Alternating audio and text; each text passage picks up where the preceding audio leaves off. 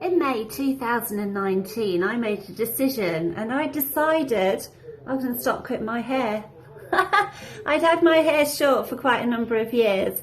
I think it was when I was going through probably now I realise it was like a dark night of the soul. I was probably coming through the end of a year where I was getting ready to implode.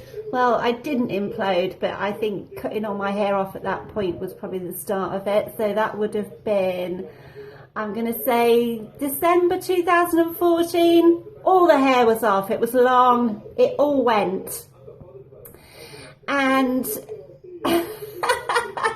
I kept it short. I kept it short right up until, when would it have been now?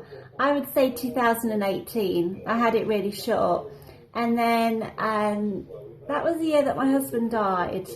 And I kept on top of my hair. He passed away in the June. I kept my hair short after that time.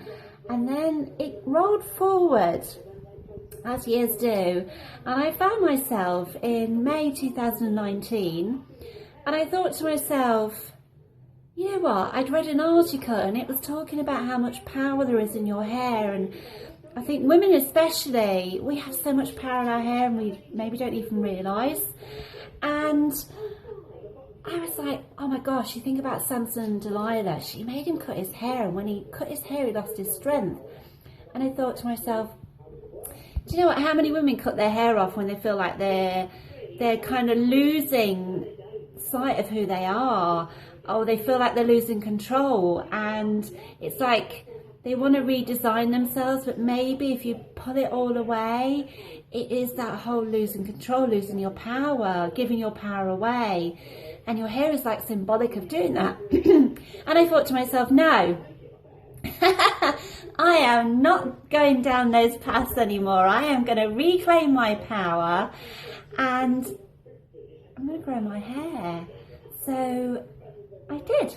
I started growing it. I made the decision, May 2019. I was like, you're not cutting your hair again, which was fine. But I had spent virtually all of my life hiding behind my fringe. And you know what, when you go down that path of going, I'm not going to cut my hair anymore, that works for all of this. But what happens to this bit here? How does that go? So when it got to January 2020, I had reached the point where I was going to end up looking like a Shire horse. I was going to become like, I don't know, like Cousin It or something, because it was getting so long. What was I going to do? Oh my gosh, I was going to have to be really brave. And I was going to have to release the forehead.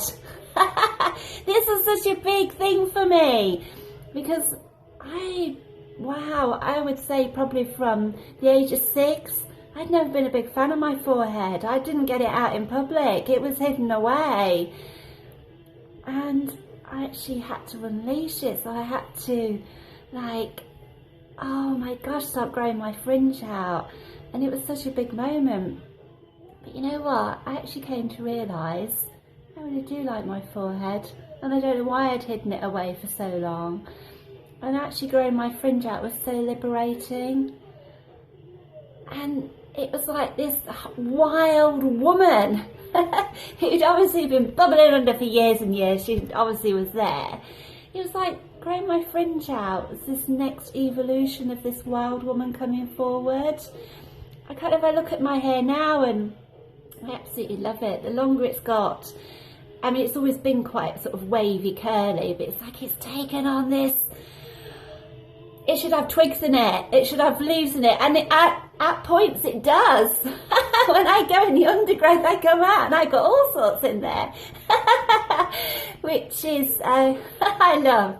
I really do. Feathers, twigs, leaves, everything. Just, I don't care anymore.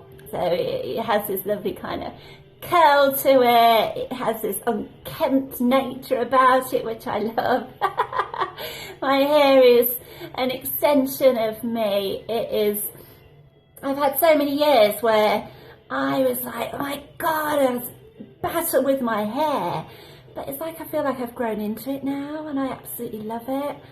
And it is just an extension of my nature. It is part of the embodiment of me as a wild woman, and I absolutely love it. And it's going down my back now, and I imagine I will become more of this wise older woman who will have this hair of probably God knows how many different colours growing down my back to the point where I'll be able to sit on it, no doubt, in a few years' time.